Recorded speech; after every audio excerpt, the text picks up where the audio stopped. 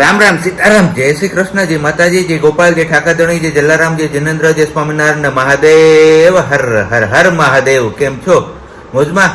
તો વાંધો નહીં બાપુજી, બિલકુલ મોજમાં રહેવાનું, કારણ કે શિવરાત્રી આવી ગઈ હાવ નજીક, આમ કહીને ગયણા ગાયઠા દિવસો બાકી રહ્યા છે. અને તમારામાંથી કેટલા લોકો ભવનાથમાં મેળો કરવા આવી ગયા છે એ કમેન્ટ્સ કરીને અત્યારથી કહી દેજો. પહેલો ક્વેશ્ચન તમને આ કરી દઉં છું વિડીયોમાં, પછી આપણે બીજી વાતો આગળ કરીએ.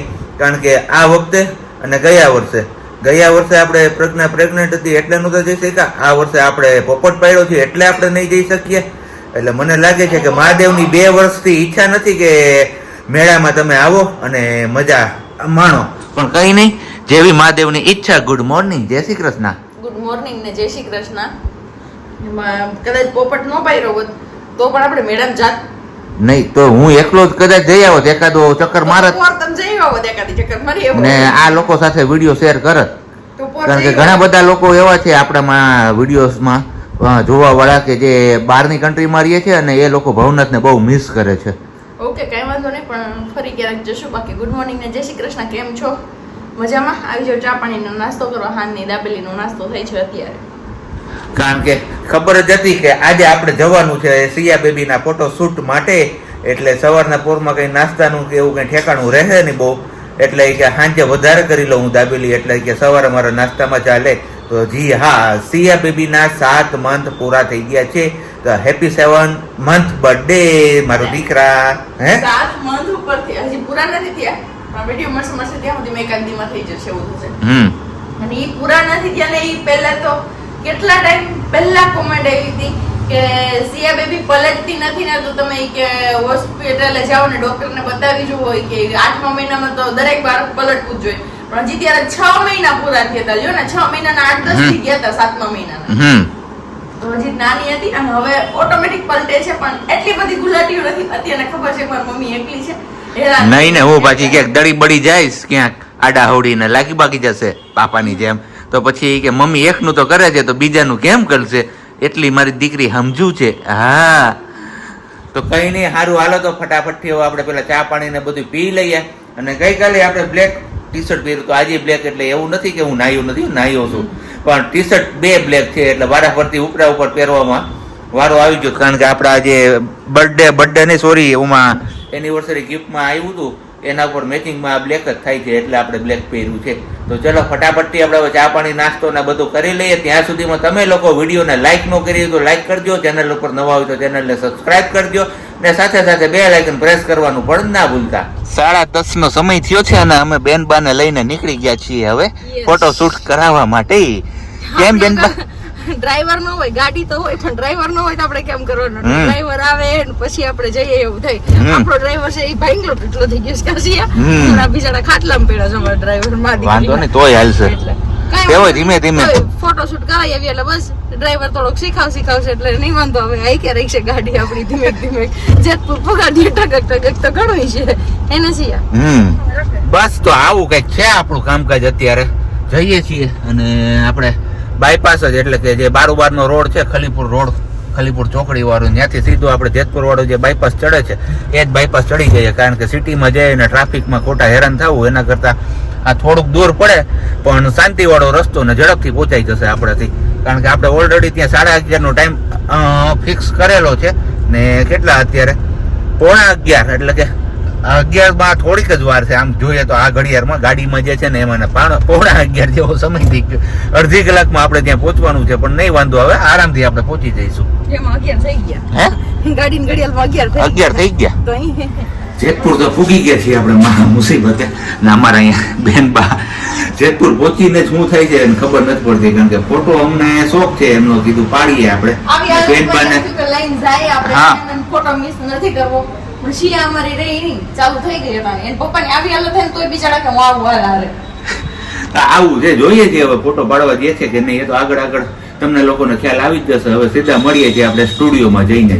થઈ ગઈ છે આપણી આ ફિક્સ, અને અહીંયા એમના કોસ્ચ્યુમ પણ ફિક્સ થઈ ગયા છે. પણ હવે જોવાનું એ છે અમારે કે કોસ્ચ્યુમ ફિટ થયા પછી શું થશે અમારે બેનબાનું.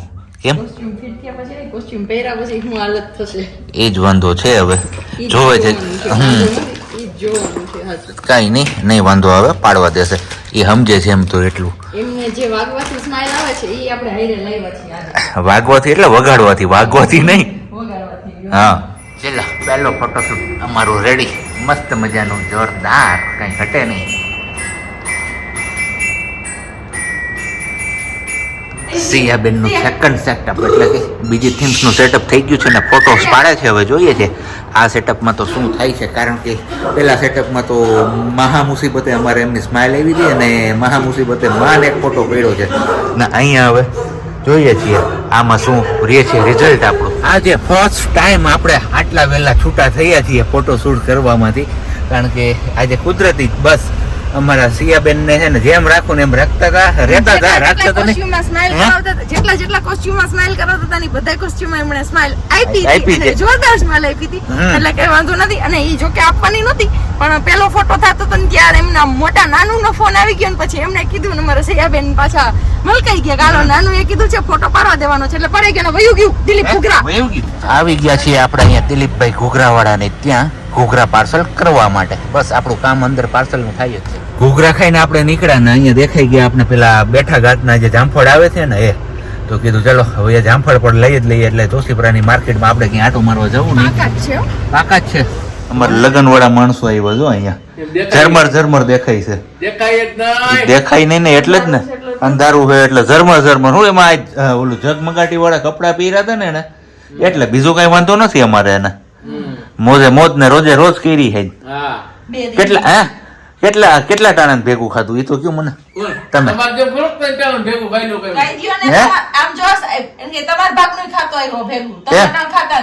સારું હાલો તો બીજું હું તો નથી ખાધું મારા ભાગનું.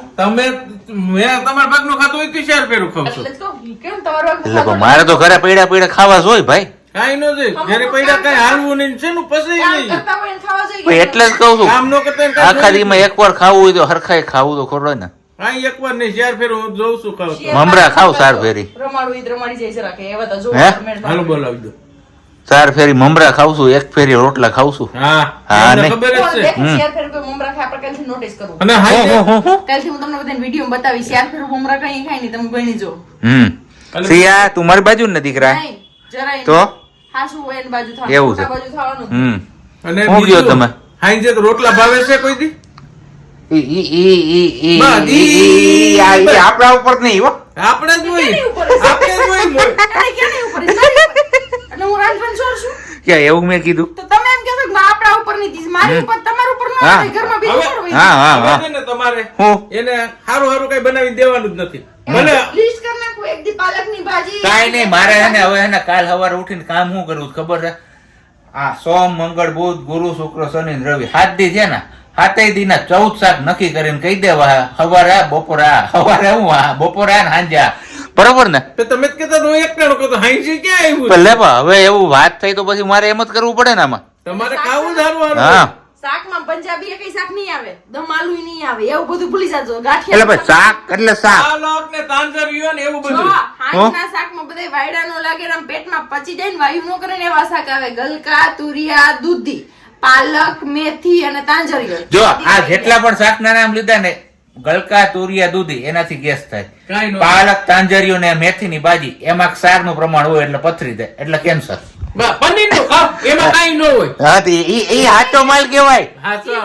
લે ચીઝ ને એ પનીર હાચો માલ કેવાય ભાઈ. હે કોઈનું હારું ખાવું હોય ને કોઈ નો પૂગે. હમ બસ વાક ખાલી મારી એકલી નો મેં ક્યાં કીધું? નામ કે પ્રજ્ઞાબેન નહીં તો ઈ તમે તમારી રીતે નક્કી કરીને તો હાસું કહેવાય. હે સિયા એવું કરવું છે મને દીકલા? એવું હે એવું કરવું છે? લે હાલ હવે આવે છો અમારે સિયાબેન ને રમાડવા માટે. એમના બાએ જ આખું દી જોઈ નથી ને એટલે હવે બે દિન જ જોઈ. આવો આવ્યા. હોરવે નહીં તો મારો કંકુડો કંકુડો હે હું મારો દીકરો હું છે કામ આવી ગયો તો મોબાઈલ કરે ને એટલે જાય. હા એ મોબાઈલ હમ જોઈએ રાખે. હે મારો કાનો છે કાંઈ વાંધો નહીં, હલાવે ને ઘડીક રમવા લેવા દે ને પંખો કરાય, ગરમી થાય. હમણાં જ આપણે ખાવાની વાત થતી હતી તો બસ ઓનલાઈન આવી ગયું છે આપણું પાર્સલ, અને પાર્સલમાં છે કંઈક આવું મિક્સ ઉત્પમ, હારે છે એમની રાજુભાઈની ફેમસ ચટણી. તો હું કે મોજે મોજ ને રોજે રોજ હજી એક પાર્સલ આવે છે. એમાં 3 ઉત્પમ જ છે. ઉત્પમ જ છે. એકનું પેમેન્ટ 2 વાર કર્યું હોય પછી જ આવે, આપણે બીજું કઈ ન આવે. તો કાંઈ નહીં, કાલ થઈને બપોરે ખાઈ લેજે, પાછા આજ ખાઈ લીધી. ના ઘટશે આમ. ઘટશે એવું છે તો થઈ જાય ને માપે, વાંધો નહીં ને, તો વાંધો નહીં. હા મારા ધબકારા નીચે બેઠા હવે આમાં, નકર તો હમણાં આમ ઓલું રાખવું પડે એમ હતું તૈયાર. માથા ભેર બાય રહી ને તમારી બિચારી. સોરી ગર્લ્સ, માથા ભારે બૈરું છે મારું એની જેમ. એ તો કહો માથા ભેર હે બાય. સાહેબ એમ ને, સોરી ગર્લ્સ, માથા ભારે બૈરું છે મારું. હું મારું કેતો તમારું નથી કહેતો. ખાઈ પી લીધું અને થોડીક વાર ગપ્પા મારી લીધા, અને હવે સમય થઈ ગયો છે આપણે સૂવાનું, અને બ્લોગ પણ પૂરો કરવાનો સમય આવી ગયો છે. પણ હમણાં છેલ્લા કેટલા સમયથી કીધું શું વિચાર શેર નથી કર્યો. ઘણી વાર આવું બની જ જાય છે. જ્યારથી આપણે સેકન્ડ વાર તમને કહું છું કે ક્વેશ્ચન ચાલુ કર્યા ત્યારથી લગભગ શું વિચાર તો આપણો આમ કહીએ ને કે હવે વિસરાઈ જ ગયો હોય એવું લાગે છે. પણ કીધું ચલો આજે છે ને શું વિચાર અને ક્વેશ્ચન, જે રામાયણ આધારિત ક્વેશ્ચન છે આપણે પૂછવાનો સિલસિલો ચાલુ કર્યો છે, એ બંને આજે તમારા લોકો સાથે શેર કરી અને પછી જ આપણે સુવા જવું છે, અને બ્લોગ પણ પછી જ આપણે પૂરો કરવો છે. તો શું વિચાર પહેલાં આજે હું તમારા લોકો સાથે શેર કરી દઉં. કોઈ પણ પરિસ્થિતિ હોય, સુખની પરિસ્થિતિ હોય કે દુઃખની પરિસ્થિતિ હોય, માણસ એ પરિસ્થિતિમાં કાયમ માટે ખુશ નથી રહી શકતો. આ વાત સાચી છે કે ખોટી એ તમારે છે ને કમેન્ટ્સ કરીને કહેવાનું છે.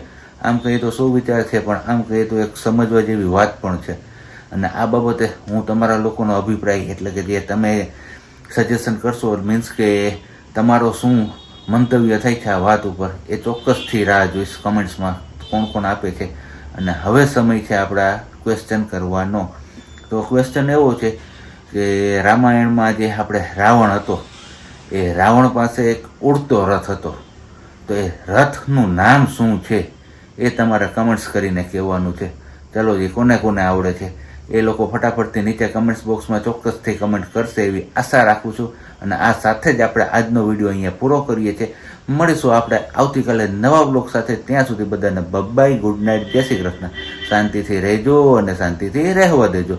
અને હા, આજે ખાસ કાંઈ એટલું કન્ટિન્યુ થઈ નથી શક્યું, તો એ બદલ જતાં હું તમને બધા લોકોને સોરી પણ કહેતો જાઉં છું.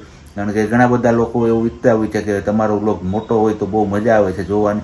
આજે આપણે જોઈએ એટલું કન્ટિન્યુ નથી કરી શક્યા, એમના હિસાબે આપણો બ્લોગ હાવ નાનો એવો બન્યો છે. તો સોરી, એક તમારો નાનો ભાઈ સમજીને માફ કરી દેજો. અમારી બનતી ટ્રાય હશે ત્યાં સુધી અમે મોટા બ્લોગ જ શેર કરીશું તમારા લોકો સાથે. પણ ક્યારેક આવી સિચ્યુએશન આવી જાય ત્યારે આવું બની જતું હોય છે.